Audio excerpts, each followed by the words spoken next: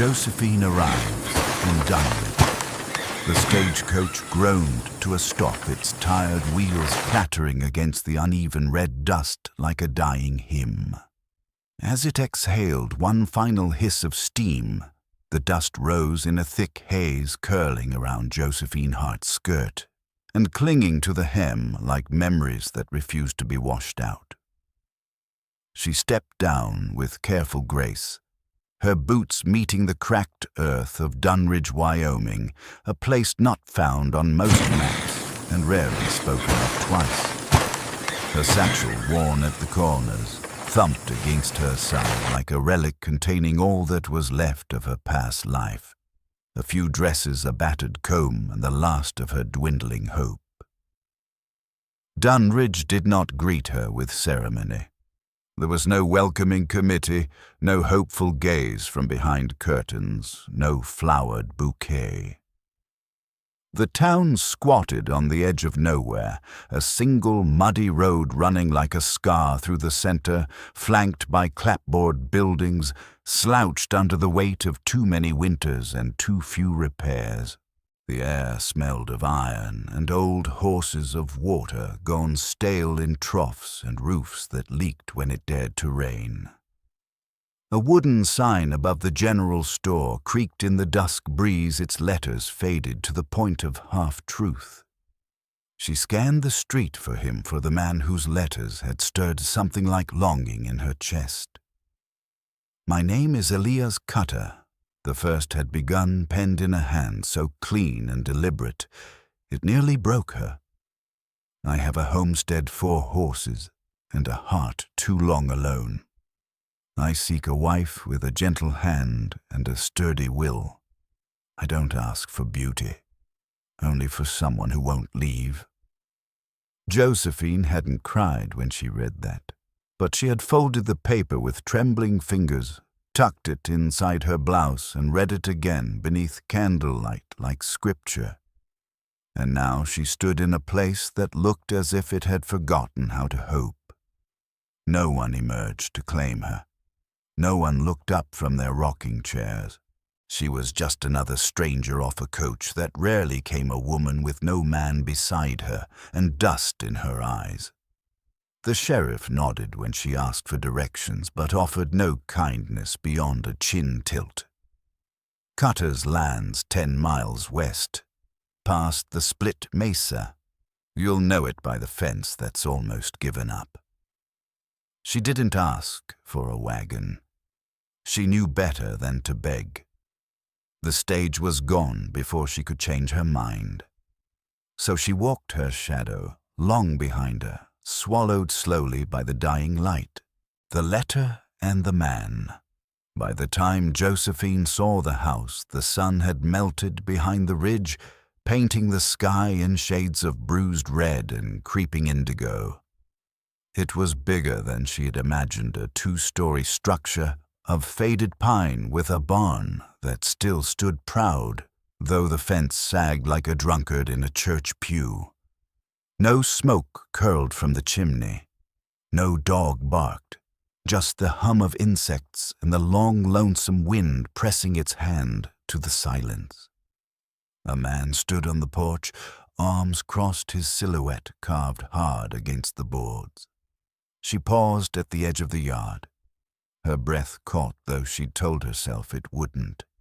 He was younger than she expected, maybe 35, but something had hollowed him out. His beard came in patchy, and his eyes were pale, not with gentleness, but with something boiled down and boiled over, like frost that never quite thaws. "Elias Cutter," she asked, though she knew. He nodded once. "I know who you are." "I'm Josephine." He didn't move, didn't offer his hand. He looked at her like she'd brought a sin into his home, something dirty and undesired. "I got your letters. You stopped writing, didn't tell you to come." "But you didn't say no," she said.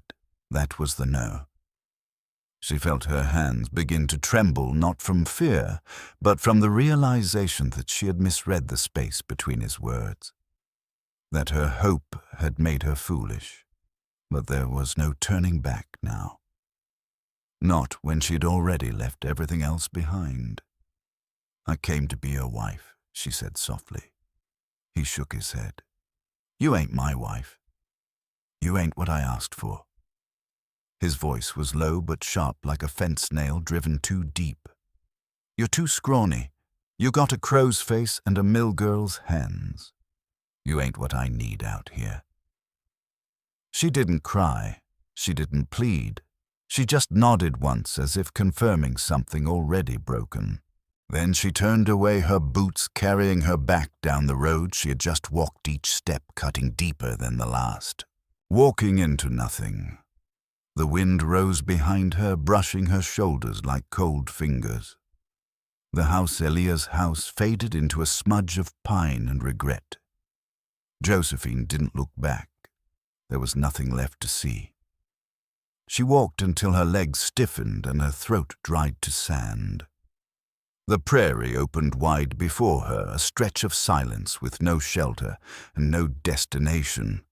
But she didn't stumble. She didn't ask the land for mercy. She just walked because there was nowhere to fall. Night came hard and fast, dragging the stars behind it. The cold clung to her dress, seeped through the worn soles of her boots. She found a slight dip in the land and curled beneath her satchel. A wolf howled somewhere in the distance, 2 ridges away, maybe more. She didn't flinch. She was used to being alone with danger. She slept with her arms folded tight, her cheek pressed against the leather of the satchel. She didn't cry. She hadn't cried in years. Not when the mill closed. Not when her mother died. Not when the landlord gave her 2 days to vacate. Some women shattered with grief. Josephine had simply turned quiet and stayed that way. When the morning came, she opened her eyes to frost and silence. The world looked the same, but something inside her had rearranged.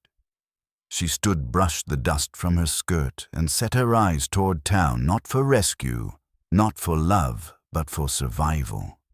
She hadn't come west to be chosen. She had come west to live, and now she would begin again. A new life begins. The town of Dunridge looked no kinder in daylight, but at least it didn't pretend. Josephine made her way back in the pale morning, her feet sore and her body stiff, but her eyes set forward. The boarding house sat above the saloon like an afterthought. 2 stories of peeling paint and clouded windows that clung to the frame as if unsure whether to let go or stay put. A crooked sign swung above the door declaring rooms by the week in flaking red letters. It smelled of smoke, rust, and boiled pork. It would do. The landlady was a square-shouldered woman named Miss Teeley, with a mouth like a locked gate and hair pinned so tight it made her blink slow. She didn't ask questions, just slid a key across the counter and said, "You pay weekly. You cause trouble, you go." Josephine nodded, took the key and climbed the stairs to a room that hadn't been dusted since spring. The wallpaper sweated resin in the corners, and the mattress sagged like a prayer that had stopped working, but it had a door and a bolt, and that was enough. She found work by walking. The bakery took her in first, mostly for floor sweeping and apple peeling. It was the kind of job that paid in crumbs and silence. She did it without complaint. When mice began nesting behind the flour sacks, she cleaned them out with a broom and a bent fork. Then came the sewing shop, hem-stitching, patching trousers, her fingers red and raw by evening. They let her go after a week. Too quiet, they said. She didn't argue. Quiet had always been her way. Too many people mistook silence for weakness. After that, she worked the livery, brushing horses, mucking stalls, boiling water for hoof treatments. The stable hands grunted at her, but didn't interfere. One old gelding took to her, nickered when she passed. bumped her hand for an apple core. She talked to him once. Just a word. Just to remember what her voice sounded like. She didn't ask for better. She didn't ask for more. But she listened. In towns like Dunridge, everything worth knowing slipped through cracks in conversation, the way someone coughed when a name was mentioned, the way voices dropped to a murmur around certain men. And through that listening, she began to piece together a story. The man who built alone. Elias Cutter, they said, had once been a different man. He came west with a young wife and 2 daughters, chasing some kind of land grant or government dream. He cleared every inch of that land himself, cut timber with his own hands, built that house beam by stubborn beam. It had been a place of laughter once. Bright curtains, braided hair, daughters with feet too quick for silence. Then came the fire.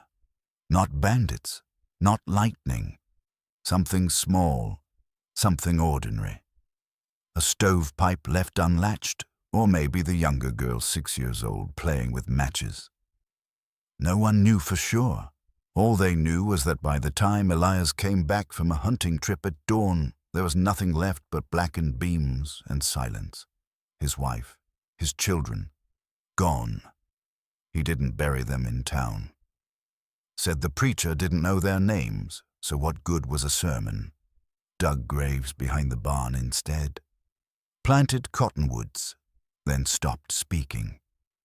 For nearly a year he didn't say a word. Just worked like grief was a debt he was trying to pay off with calluses. When he spoke again, it was only about what needed fixing: feed fence mule harnesses. Never memory, never mourning. That was the man who had written to her. The man who said he didn't want beauty, just someone who wouldn't leave. Maybe he'd hoped that by putting those words on paper, something inside him would shift. But when Josephine arrived, all he saw was the proof that hope had made a fool of him. She didn't blame him, but she didn't forgive him either. A wild little thing. It was on a dusty afternoon when Josephine first saw the girl. She was crouched on the back steps of the general store, a slip of a thing, barefoot, all knees and elbows, a pocket knife in her lap and eyes too old for her face. Her hair was creek mud brown, tangled and wild. One eye drooped slightly as if the world had already taught her suspicion. Josephine crouched a few feet away, careful not to startle her. "You live here?" she asked. The girl didn't answer, just kept carving shapes into the wooden rail post, crooked circles, stick figures, jagged stars. "What's your name?" Stillness. Then, without looking up, the girl said, "Name's Pearl." Josephine nodded. "You have family," sort of, the girl said. She jerked her chin toward the alley behind the butcher shop. "Ma's there most days, not always standing up, sir." Josephine didn't ask more, didn't need to. She knew the look of neglect when she saw it. Later that evening, Miss Taylor warned her, "Don't get attached to that one. She bites. Her mother's got turpentine in her veins and a hymn for every corner of hell. Girl's half wild and the other half's worse." But Josephine wasn't the kind of woman who needed softness to give something. That night she left a biscuit on the back steps. Pearl took it without a word. By the end of the week, the girl followed her, sometimes like a shadow that didn't want to admit it belonged to anything. The quiet Bond Pearl never said thank you. She never needed to. Gratitude for her was a foreign language one learned only through consistency. So she followed Josephine the way a stray dog follows someone who doesn't shout. No questions, no affection, just proximity. Watching, waiting. Josephine didn't push. She simply did what she always had, showed up and kept going. At the livery, her hands scrubbed the horses until the skin beneath her nails was raw. She swept stalls while Pearl leaned against fence posts, arms crossed, eyes narrowed like a scout in enemy territory. When Josephine came back late from work, she'd sometimes see a smudge of dirt on the steps, the unmistakable sign of a small figure having waited there. Once Pearl asked, "You scared of me?" Josephine had paused only briefly. "No, you should be. I bit a teacher once. Did she deserve it?" Pearl considered, then nodded. "Then I guess it doesn't count." After that, Pearl stopped asking. The girl had her rules. She didn't like loud noises, didn't trust anyone who wore gloves, and refused to eat anything that squished when you bit into it. But she liked Josephine's silence. She liked the way Josephine peeled apples in long curling ribbons and always left the peel at the edge of the table just in case someone wanted it. She liked that Josephine didn't try to make her pray, didn't ask if she was saved or sorry. The other townsfolk ignored her. She was one of those children, a half-feral charity case no one wanted to clean up after. Miss Teely warned Josephine again. "You feed it, it'll follow you home. You keep it, it'll turn wild in your hands." Josephine only nodded. The next night she left a second biscuit. This one had honey. Pearl took that one too. Return to the Cutter Ranch. The first snow came sudden and hard early enough that it caught the cattle still grazing and half the town by surprise. The ground froze before noon, and by the next morning rumors started swirling about bodies frozen in the eastern pastures. Josephine saw the flyer posted at the general store, "Help needed. Cutter Ranch. Pays honest." She stared at it for 5 minutes before reaching out and tearing it down.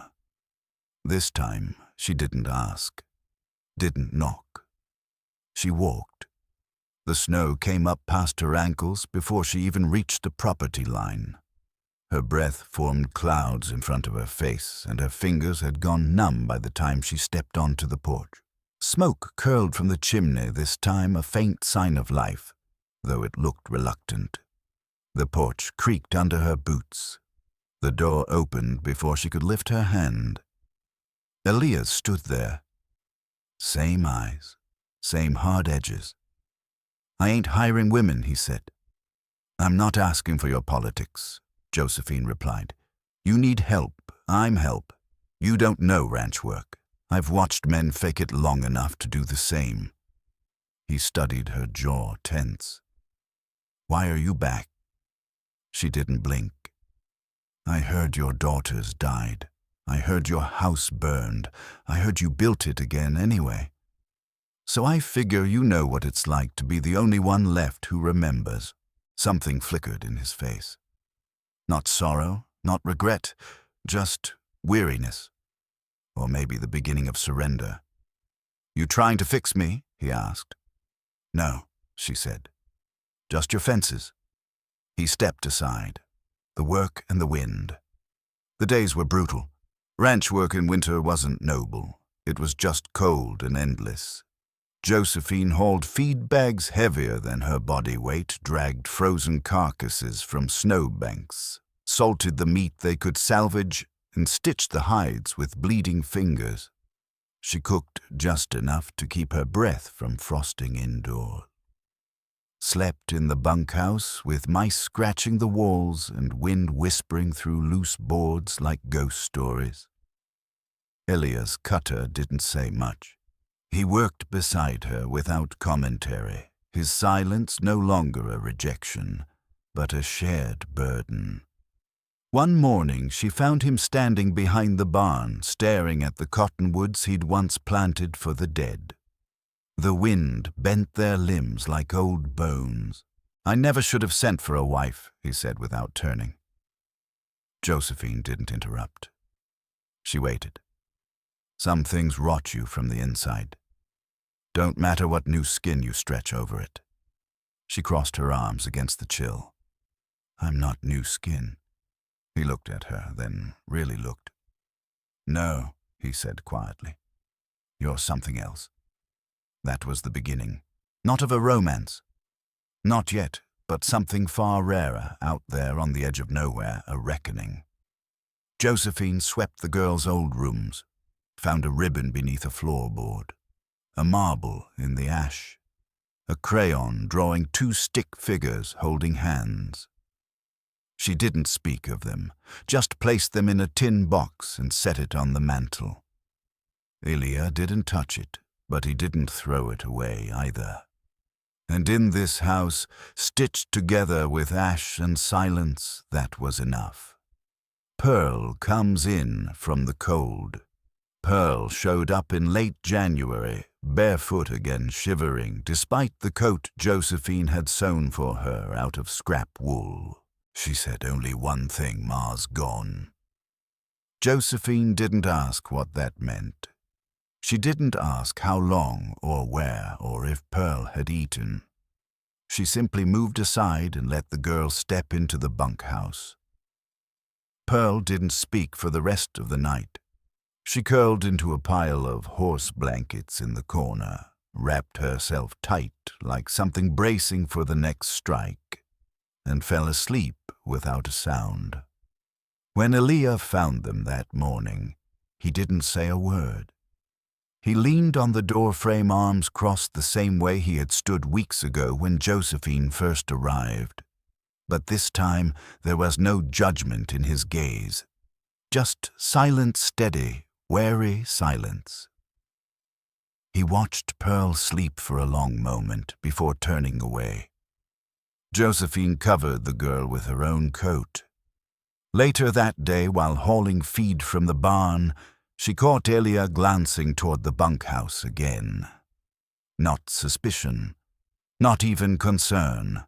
Just the kind of distant attention men pay to animals they're not sure they trust yet, but know they might one day need. Pearl didn't ask to stay. She never did, but she never left either. And the house, once hollow and bitter, did not reject her. Settling into the bones of the land. By spring, Pearl had wrapped herself around the ranch like bindweed, tight, quiet, and everywhere. She chased chickens across the yard, barefoot, named each one after villains from storybooks she only half remembered.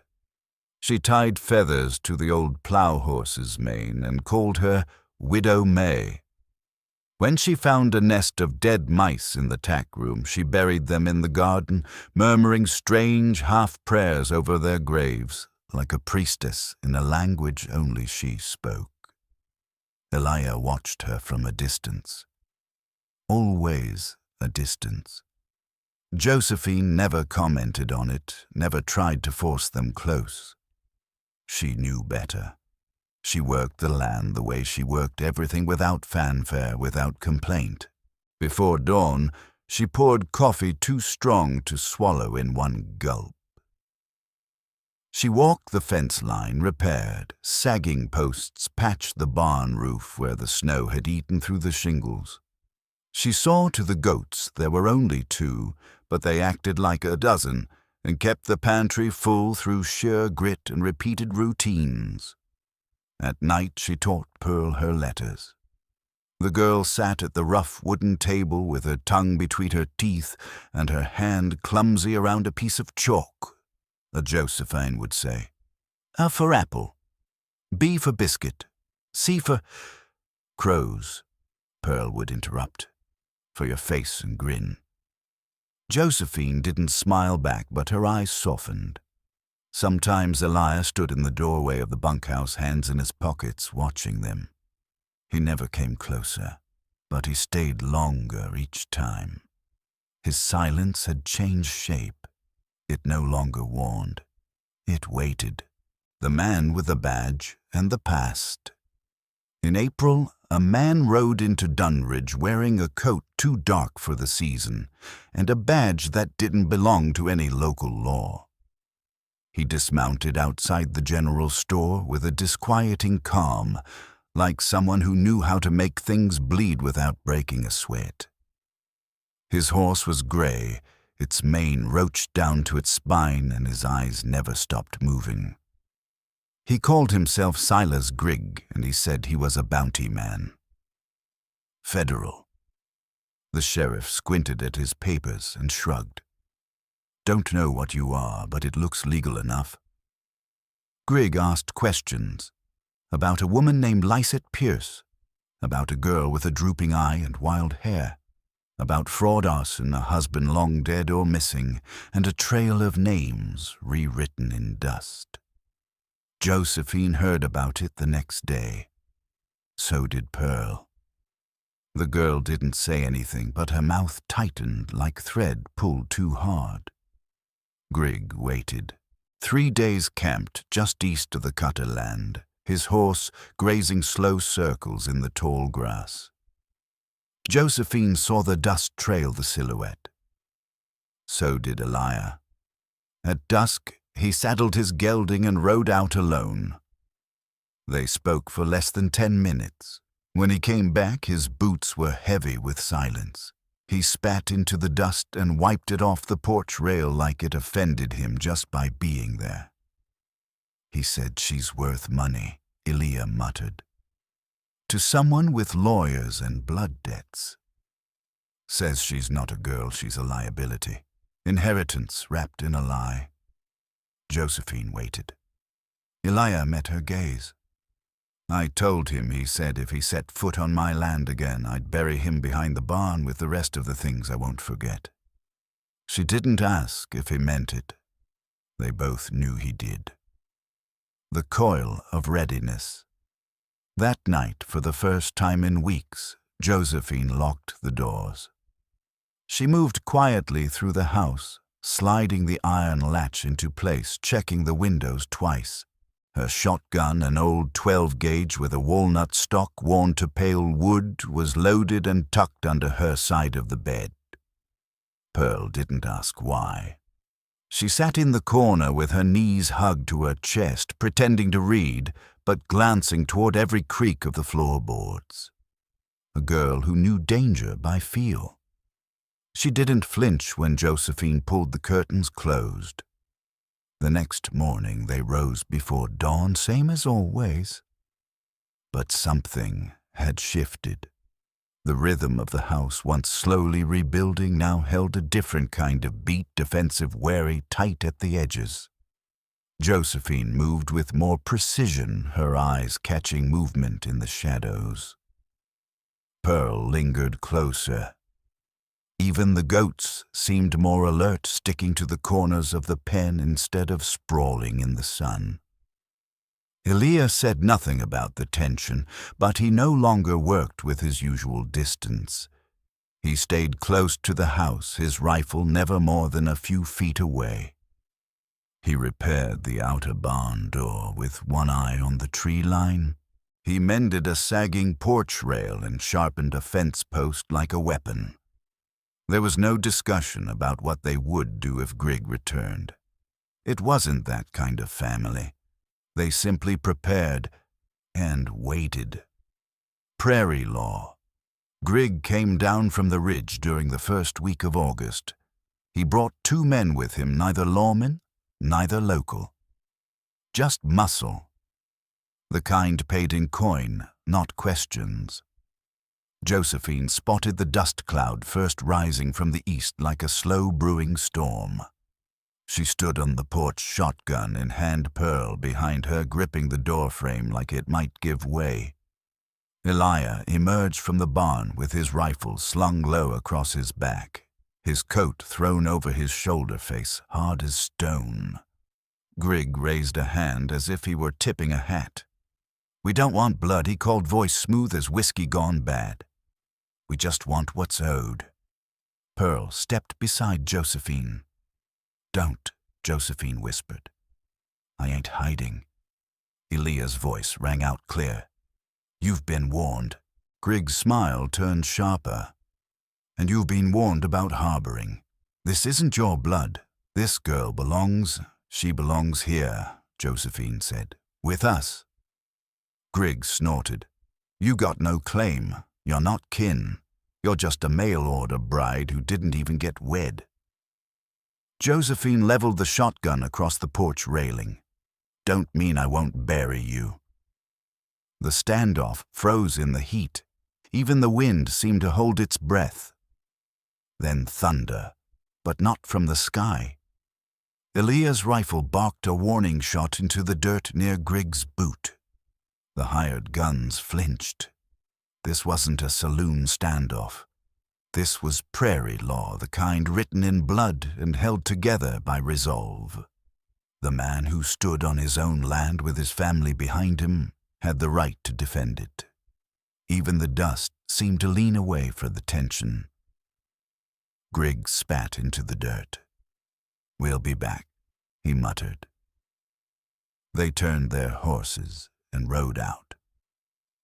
Josephine didn't lower the shotgun until the last hoofbeat faded.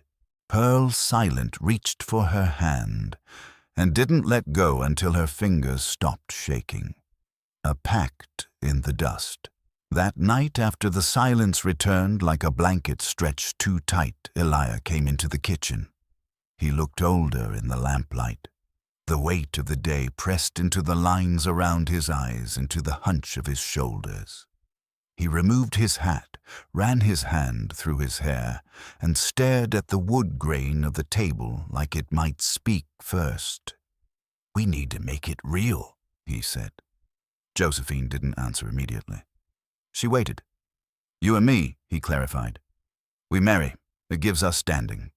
Gives Pearl something legal to hold on to. A name. A bond. Paper won't stop bullets, but it slows men like him. Makes judges pause." He looked up. "It's not about what we feel. It's about what we hold. Together." Josephine's lips pressed into a line.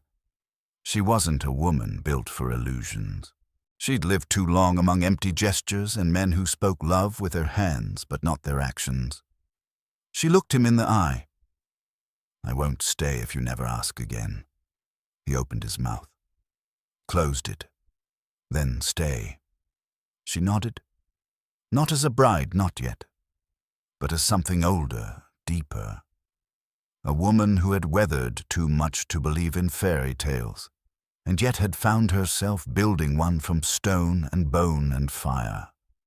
Somewhere behind the barn, the cottonwoods creaked like old ghosts leaning in to listen.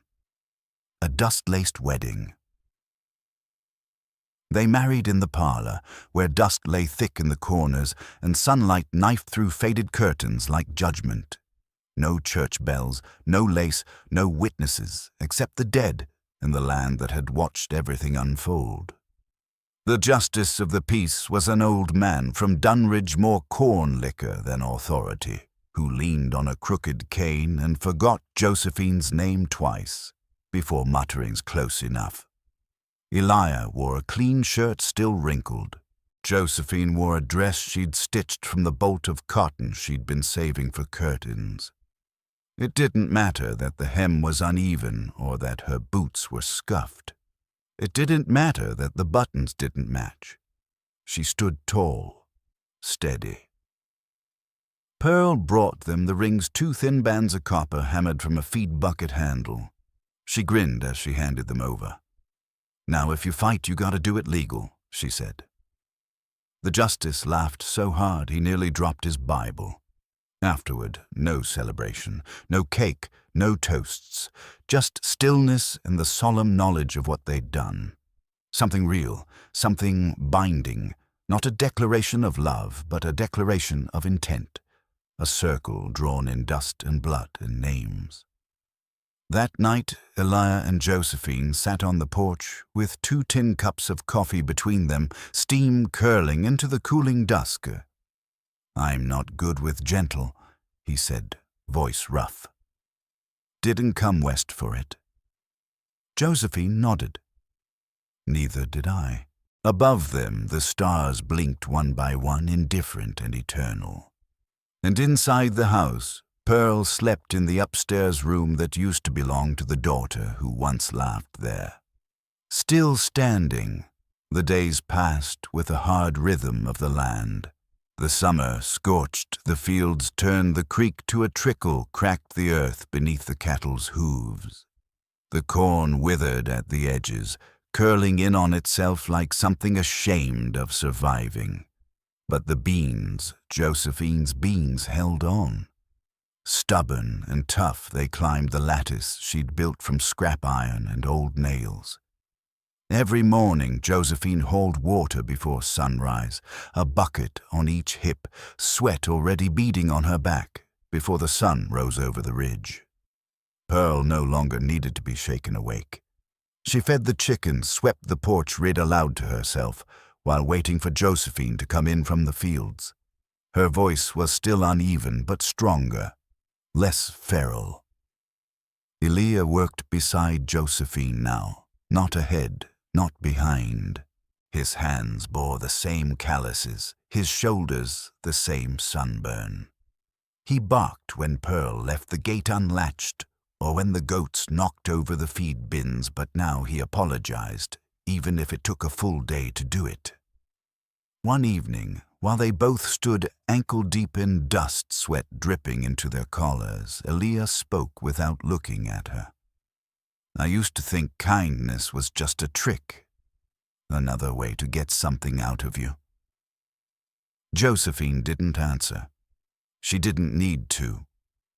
They both knew the work was harder than the words. The return of Grig. It was Grig's shadow that returned first. He rode into Dunridge one sweltering afternoon, dressed in that same black coat, absurd in the heat, and a revolver slung low on his hip like a snake waiting to strike. His horse, a grey gelding with a roached mane, looked better cared for than he did. But Grig's eyes gleamed sharper, more focused and worse. He wasn't alone. 2 other men flanked him. Hired hands. One tall and sun-browned, the other squat, with a slouch that screamed trouble.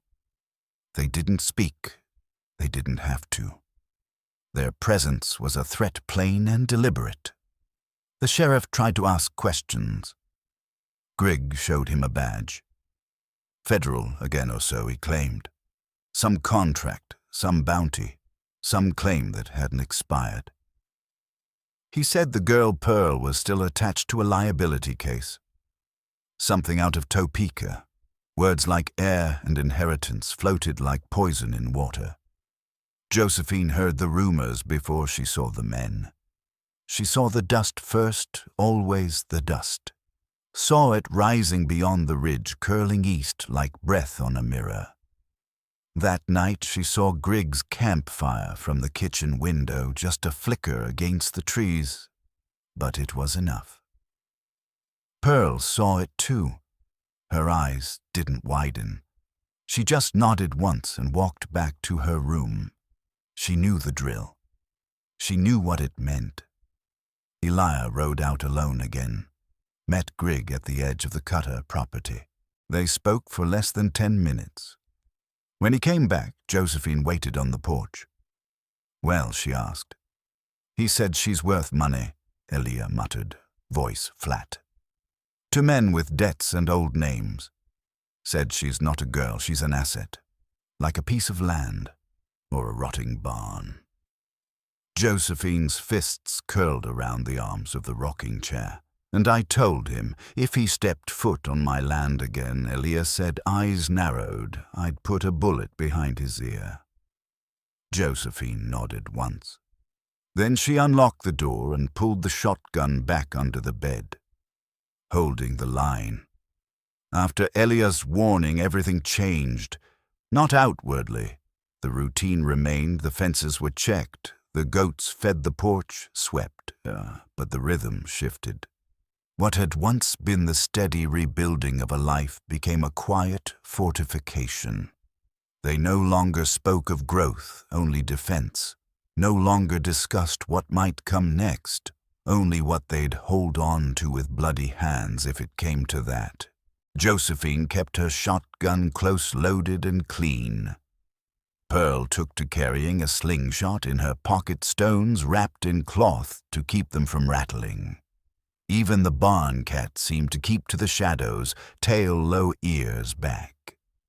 The house, once silent from grief, now held a breathless hush of waiting. Griggs stayed at the edge of their world, visible, deliberate, a shadow pacing the perimeter of their peace. He didn't move, not yet, but he watched. They knew it would come. The only question was when. Elijah checked the land more frequently, rode farther than before. Sometimes he came back with dust on his lips and tension in his jaw, too tired to speak, too angry to sleep. Josephine didn't press him. She just handed him water, a clean cloth, and a place beside her on the porch. Pearl stopped asking why they had to stay. She already knew. "They took everything from my ma," she whispered one night. "I didn't think they could take more." "They won't," Josephine said. But what she meant, and what she didn't say, was this: "They'll have to kill me first." A call to arms. The next morning, Josephine rode to town. The sheriff was sitting on the porch of the jailhouse, sipping watered-down whiskey and watching the sun crawl over the hills, like it owed him money. He raised an eyebrow when he saw her. "Something on fire." "Not yet," she said, "but it will be." She stepped up to the porch, boots loud on the boards. "I need 5 rifles and good men behind them." The sheriff squinted. "You aiming to start a war? It's already started. You just haven't heard the first shot." He sighed, ran a hand over his beard. "Cutter, don't ask for help." "I'm not Cutter," she said. "I'm his wife." She didn't offer payment, she had none. But what she did have, she offered: land, favors, loyalty, and something more potent in Dunridge gratitude. The kind of gratitude that lingered longer than coin and bought more than goods. 2 men stepped forward. One had worked fence line with Elijah back when the land still believed in dreams. The other had once lost a son and remembered Elia digging a grave beside him in the rain without being asked. One brought an old shotgun barrel, cracked but deadly close up. The other carried a Sharps rifle, older than the county itself, but still true. That night they hid in the loft of the barn. Josephine slept with her boots on. Elijah sat by the window repeater across his knees. Pearl curled between them on a pile of blankets, breathing quiet and shallow, one hand tucked under Josephine's coat. They didn't speak of what might come, only what must not be taken. The first shots, it came before dawn. The dog barked once, then silence, then the snap clean and sharp of gunfire threading through the trees. Josephine didn't hesitate. She grabbed the shotgun, shoved Pearl under the bed, and crouched near the door. Her breath was steady, her hands sure. The dust in the floorboards stirred with each heartbeat. A shadow flickered past the window, too fast to name, too slow to ignore. Josephine fired. A scream tore through the morning, sharp and human. Elijah opened the front door, just as another man came crawling along the porch, small, lean rifle in hand. Elijah shot him clean through the shoulder. The man fell back with a cry, scrambling away, bleeding into the planks. Then came Griggs' voice, calm, patient, like a priest reading the last rites. "This ain't worth dying for, Cutter. Give us the girl. Walk away. Be done." Elijah said nothing. Josephine stepped beside him, shotgun tight to her chest. "She's ours," she said. "That means we do die for her." Another shot rang out from the loft. One of the hired hands called down, hit, still firing. The firefight didn't last long. Griggs' men weren't used to resistance, especially not from a woman in a feed sack dress or a rancher half mad from grief. One man fled into the trees. Another bled out behind the woodpile. Grigg disappeared in the smoke. Josephine found him at sunrise, crawling along the creek bed, pistol in hand. Scalp bloodied. "You're not even her blood," he said, wheezing. "She's mine anyway. You're not worthy." Josephine raised the shotgun. "No," she said, "but I'm enough." She pulled the trigger. The blast echoed through the cottonwoods. The creek ran red for a few feet, then cleared. Still here. By midday, the sheriff rode out to the Cutter Ranch. He found the bodies, 3 in total. One bled dry near the edge of the creek, another buried behind the barn in a shallow grave Josephine had dug with her own hands, and the third wrapped in a tarp, waiting for someone to decide what to do with it. Grigg's grave was different. Josephine marked it only with a rock placed just beyond the fence line where the grass rarely grew. She didn't carve his name. Didn't need to. Elijah sat on the porch, his rifle laid across his lap like a sleeping dog. He didn't speak when the sheriff approached, just watched. Pearl stood at the window, fingers tracing her name in the dust. Her lips moved in silent rehearsal letters, forming like prayer. Josephine was already in the field. She moved among the damaged corn rows, sleeves rolled fingers testing which stalks might survive the late summer burn. When the sheriff reached her, he asked one question. "You all right?" She wiped sweat from her brow. Her face was streaked with dirt, but her eyes were steady. "We're still here," she said. That was all. Not victorious, not triumphant, just enduring. And on this land, that was the greatest act of defiance. A mouth that could bite and speak. The days that followed blurred with heat. The land cracked in dry fits, but the beans held coiled tight around the lattice Josephine had built from iron and will. The cattle stood still in the afternoons, eyes glassy, tongues out. But they lived. The chickens scratched the dust. The goats bleated and tested the fence. Pearl no longer wandered far. She moved like a child learning to carry weight, always watching the horizon. Josephine noticed it first, how Pearl no longer flinched at thunder but watched it with narrowed eyes. How she climbed the barn loft and kept lookout without being asked. How she laughed again, short bursts like startled birds, but laughed nonetheless. That fall, Elia rebuilt the front gate. Not because it needed fixing, but because it deserved to mean something. He sanded each plank smooth, whittled a new family brand into the crossbeam, a circle crossed by a single thorn branch. Pearl looked at it, head tilted. "It looks like a mouth," she said. "One that can bite and speak." "Seems right," Josephine replied.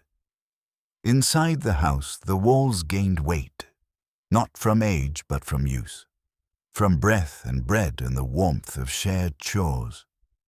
Josephine lined the pantry with jars of preserved vegetables. She taught Pearl to sew straight seams and saddle a mule one-handed. Elijah repaired the fireplace, brought in logs with the same rhythm each night, 3 at a time, stacked just so. They didn't speak often, but they no longer needed to. Their silence no longer feared collapse. It held things, stories, grief, survival. One evening, while Josephine stitched a torn feed sack, she looked over and saw Elia watching the fire. His face twisted not in pain, but in memory. He didn't cry, but his hand shook. She placed her hand over his, just enough pressure to steady it. He didn't say, "Thank you." She didn't need him to. The letter from Kansas. In early December, a letter arrived. The envelope bore the kind of paper that meant nothing good, thick off-white, printed in ink, too crisp to come from any friend. Addressed to Mrs. Josephine Cutter, her name official now. The missus still felt like borrowed cloth. She read the letter twice, standing alone in the kitchen. Then she burned it in the stove. When Elia returned from feeding the goats, she handed him the ashes in a small tin cup. He stared into it, eyes narrowing. What did they want, a cousin? From Kansas, claims Pearl's kin, wants to contest guardianship. She doesn't know them. She knows us. He nodded slowly, reached into the cup and crumbled the ashes further between his fingers. They won't take her, he said. They won't get the chance. Outside, the wind pressed against the walls like a curious stranger. Inside, the fire burned steady, unbothered. And somewhere upstairs, Pearl was humming a song only she remembered. The Ridge and the Reason Pearl turned 11 in March. They celebrated quietly as they did everything. Josephine baked a cake from flour they couldn't spare and sugar she'd bartered for with sewing work. It was small, lopsided, but it held. Elia carved a comb from cedar, careful sanded, etched with a line of tiny stars along the spine. He didn't wrap it, just set it beside the cake on the table and muttered, "It's yours." Pearl said nothing, just hugged them both with arms tight and trembling, her cheek pressed into Josephine's side like she was afraid she'd forget the shape of it. That evening, Josephine took her walking. They climbed past the barn, past the cottonwoods, past Griggs' grave without speaking his name. Beyond all that, the prairie opened wide and flat, unbroken in every direction, a land that neither gave welcome nor warning. Just space, just sky. Josephine stood still, wind-tugging her coat. "This land was never meant to belong to people like us," she said softly. Pearl squinted into the wind. "Then why do we stay?" Josephine's answer came without pause. "Because we're the only ones who know what to do with it." Pearl nodded once, took her hand. She didn't speak for the rest of the walk back. She didn't have to. The house that would not yield. Spring came grudgingly, like an old man pushed into dance. The creek thawed slow and stubborn. The frost gave up its grip 1 inch at a time. In that season of cautious rebirth, the Cutter Ranch changed shape again, not dramatically, but perceptibly.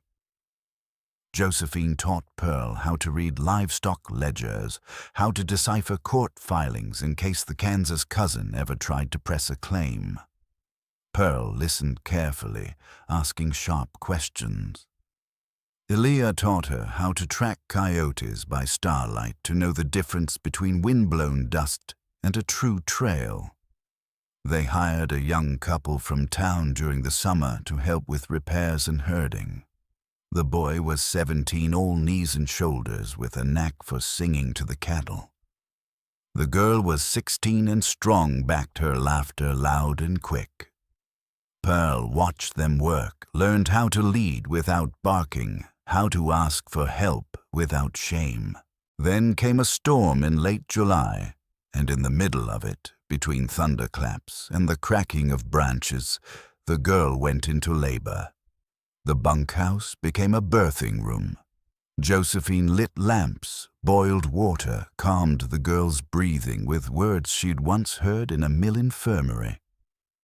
Pearl held her hand through the worst of it, pale but steady. At dawn, a baby boy was born. They named him Ridge. Pearl swore to keep him safe, and no one argued. The past beneath the floorboards. The past did not leave them.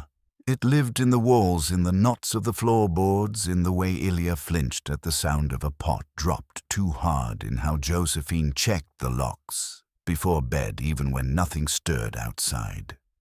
Some nights she would sit by the fire and listen to Elia breathe. Not watching him, not even needing to, just feeling the weight of what they'd lived through and what remained. Sometimes she'd feel the shaking in his hands again, not from fear, fear was sharp, This was softer, like memory trying to get out. She'd place her hand on his again, not to stop it, just to remind him it was still his.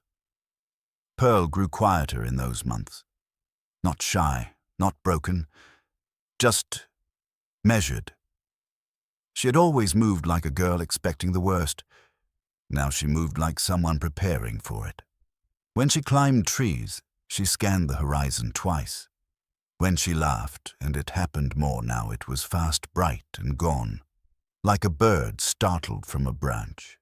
She had her mother's cunning and Josephine's steadiness. It made her dangerous in a way no man could quite name.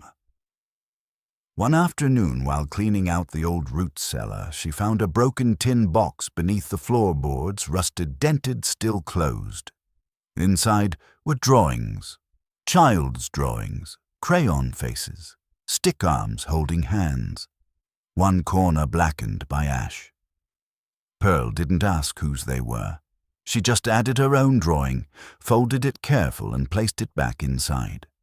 Then she closed the box and left it where she found it. The past was still there. But so was she. The new brand that fall.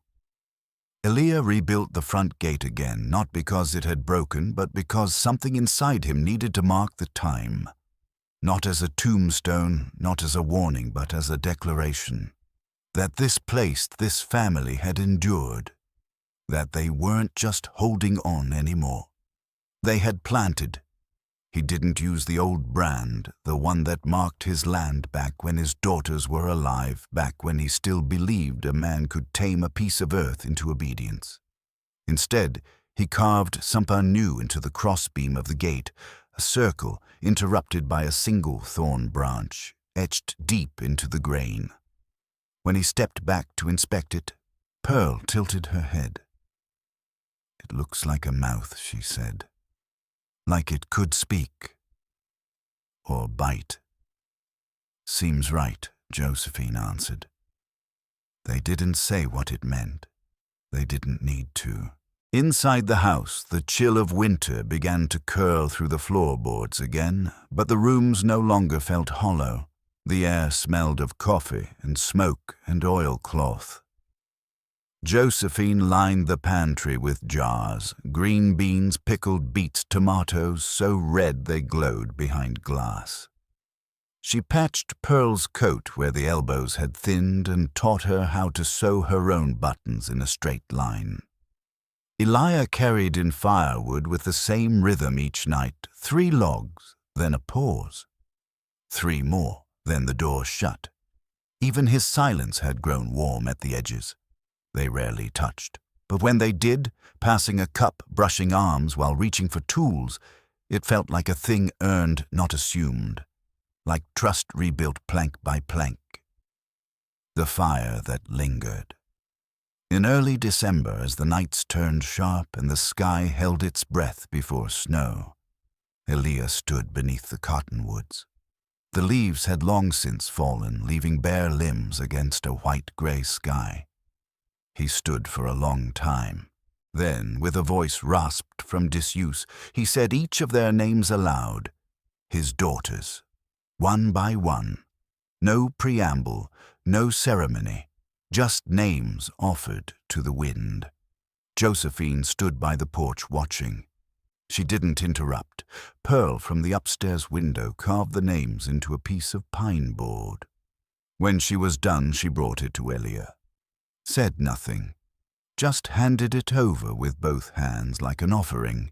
He nailed it above the front door, crooked but sure. Afterward, they didn't speak of it again. Not because it hurt too much, but because the act had said enough. That evening, Josephine sat beside the fire, while Pearl strung feathers and river stones onto a piece of thread. She was making a kind of garland, something between a charm and a prayer. Josephine asked what it was for. "To keep dreams from leaking out," Pearl said. Josephine didn't laugh. Later that night, Josephine checked the locks, banked the fire. and paused on the stairs. She could hear Elia moving in the bedroom, his pacing now softer, his mutterings fewer. She didn't ask if he slept, but some mornings she found him in the kitchen before her coffee, already on eyes less haunted. Some ghosts, she thought, don't want to be banished. They just want to be spoken to. The new blood. By spring, Pearl turned 12. She no longer needed to be told what to do. She milked the goats before dawn, swept the porch, read aloud from ledgers without stumbling. Her handwriting still wandered like a nervous dog, but she signed her name with confidence. Ridge, the child born during the storm, toddled after her, now calling her Pearl, like the gem. Josephine watched all of it unfold, with a heart that no longer braced for the worst. She didn't smile often. But when she did, it was like the land itself leaned in to listen. One afternoon, as she planted potatoes along the eastern fence, Pearl sat beside her, fingernail-stained hair in her eyes. "You ever think we'll be safe?" she asked. Josephine didn't look up. "We already are. That cousin from Kansas. If they come," Josephine said, "they'll find we've already claimed what's ours." Pearl nodded. "I don't want to be claimed," she muttered. "You weren't." Josephine turned, then face hard, but kind. "You were chosen." In the years to come, people would forget what had happened on the Cutter Ranch. The gunfire, the blood in the creek, the fire that once hollowed it out. But they would remember the gate, the circle with the thorn, the girl who walked the fence line with a slingshot in her belt and a ledger under one arm, the woman who built a home with nothing but hands the world once called unfit. They were a family not because of law or blood or even kindness, but because no one else had managed to tear them apart. What the land remembers. By the end of that summer, the land had turned hard again. The rains didn't come, or if they did, they passed like a lie, thin, quick, and leaving nothing behind. The creek ran slower each week, thinning into a ribbon by late August. The cattle drank deeper. The chickens wandered farther. Even the wind carried a dry edge, as if it too had grown weary of offering comfort. But the Cutter Ranch held. Josephine planted late beans, a gamble she never would have made years ago. The corn had failed outright, curled into itself like disappointment. But the beans pushed through. Tough green, coiling up the lattice she had once built from scrap iron and fence wire. They were twisted and ugly and full of grit, like everything that thrived on that patch of land. The fence stayed up. The cattle lived. The pantry wasn't full, but it wasn't empty either, and that counted. Pearl grew taller, her shoulders set wider. She moved like she understood the cost of each choice she made. When she walked, she watched the ground and the horizon with equal weight. She spoke less, but said more. She still laughed sharply, then gone, but when she did it, no longer sounded like a warning. It sounded like defiance. Josephine noticed other things. Pearl no longer startled at creaking boards. She no longer asked about Grigg. She no longer flinched when Elia reached for the kettle or when Josephine left the room. Whatever fear had once followed her now lived behind her like a shadow that had finally grown bored of clinging. In the evenings, she sat with Ridge on her lap, showing him letters, tracing the words with a patience Josephine had never taught, but recognized nonetheless. She was becoming the kind of woman the world wouldn't know what to do with, and Josephine took quiet pride in that. The girl who watched the horizon. Pearl became known in town not by name, but by presence. People didn't say that wild girl anymore. They said the one from Cutter's place. She rode into Dunridge alone now once a week to collect mail or trade for seed. She didn't smile often, but she nodded at the right people. And she never ran.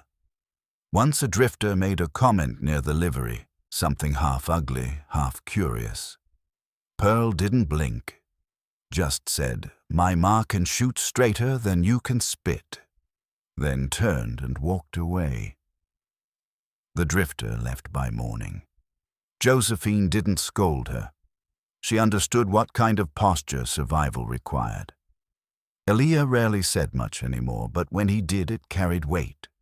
He'd begun teaching Pearl how to shoe a horse, how to check for rot in the beams of the barn, how to tell when a man was bluffing with his eyes, but dangerous in his hands. One night, while mending a harness, he said almost too casually, "You'll run this place one day." Pearl looked up. "I already do." He barked a laugh. Josephine nearby let the sound settle before she added, "She's not wrong." They weren't waiting for a future anymore. They were living it. That fall the land finally gave them something without demanding blood. The beans came back strong. Not pretty, but enough. Josephine stood in the garden with her hands on her hips and a sun hat too worn to stay up watching Pearl shell them into a tin bucket. She didn't say a word, but the look on her face somewhere between exhaustion and awe was a kind of prayer. Carving the names on the anniversary of the fire. Elia rose before the sun. He didn't speak, just dressed, pulled on his boots and walked out to the cottonwoods. Josephine and Pearl watched from the porch. They didn't follow. They knew better. He stood there a long time, head bowed. Then with a voice low but steady, he said each daughter's name aloud. The names hung in the cold morning like frost brief bright, then gone. When he returned, he said nothing. But he handed Pearl a piece of sanded wood and a small carving knife. She knew what to do. She etched the names carefully, slowly, tongue between her teeth the way she did when writing new letters. When she was done, she held it out to Josephine. Where should it go? Josephine ran her fingers along the names. Above the door, she said, "They should watch us live." That night, Elia nailed it there with 2 rusted nails. It hung crooked but firm. They didn't speak of it again. But from that day forward, no one passed through the Cutter house without looking up. No one asked who those girls were. They just knew that someone had loved them enough to carve their names where wind and time would not erase them. The land that chose them. Winter came early the next year, sharp and silver-tongued. The snow didn't whisper, it announced itself. A week before the solstice, it covered the hills in silence and pressed its fingers into the joints of the old house. But the Cutter ranch did not flinch. Fires were built early, wood stacked high. The pantry was full enough. Not plenty, but enough. Pearl turned 13 in the loft, while Ridge clutched her sleeve and cried over a broken toy. Josephine fixed it with twine and a nail. Elia carved another comb, this one smoother, lighter, shaped with more care. He didn't give it with words, just left it by Pearl's boots and waited for her to find it. She did. That night, the girl took Josephine's hand, led her back to the ridge, past the cottonwoods, past the past. They stood in a hush that held no threat. "You think this land knows we're here?" Pearl asked. Josephine looked at her, then looked out. "It knows," she said. "It just waited to see if we'd leave." And we didn't. "No," Josephine said. "We stayed. That's all most things need to believe you." Pearl nodded, then added, as if to the wind, "I don't think I was meant to survive." Josephine didn't answer right away. Just let the girl's words breathe. Then maybe not. But you did anyway. That makes you dangerous in all the right ways." Pearl smiled just a little, the kind of smile you only give to someone who's still standing beside you after the world tried to shake them loose. Behind them, the porch light flickered. Ahead, the prairie remained unclaimed, unbroken. But not unloved. What endures? Years later, they would call her the woman who built a house out of the ashes of another. They would say it with reverence, sometimes with skepticism. They would say it without knowing what it really meant. Josephine Hart, once a woman no one waited for, had become the heart of a place that refused to be erased. The ranch didn't grow large. It didn't thrive the way Easterners imagined success should. But it endured. And in that was a kind of glory. A boy was raised there, Ridge, who never knew the word orphan.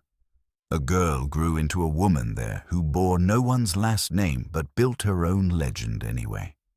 And a man learned how to carry grief without turning it into a weapon.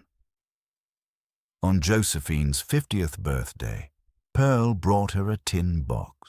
Inside were all the drawings she'd ever made hers and the ones she'd found in the root cellar. Josephine turned the pages slowly, one by one.